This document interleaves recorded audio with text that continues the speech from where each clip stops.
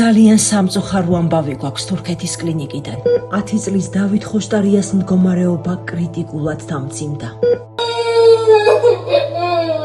İçeride dolanan bir şey mi o yoksa serum askısı mı onu bir anlayın. Çekilirken biz hepsini çıkarttık. ბავშვი მსოფლიოში ყველაზე ბერად დაავადებას რhabdiosarkomas ებრძვის. ეს არის აგრესიული და იშვიათი კიბო, რომელიც რბილ-ქსოვილებში ვითარდება. პატარა ანგელოზის გადარჩენის ერთადერთი გზა ახლა რადიოლოგიაა, რომელიც $15,000 ჯდება. ბავშვს ასევე სასიცოცხლოდე საჭიროება ქიმიოთერაპია. ჯანდაცვის სამინისტროს დაფინანსება ამოიწურა. რაქნა საბრალო დედამ, რომელიც სრულად მარტოა ამ ბრძოლაში. ჩვენი ქართველი ბიჭუნა სიცოცხლეს ახლა საათები და წუთები წყვეტს. არ დავუშვათ, რომ ამ წყეული უფლობის გამო ბავშვის გაციებული სხეული დაუბრუნდეს ჩვენს სამშობლოს.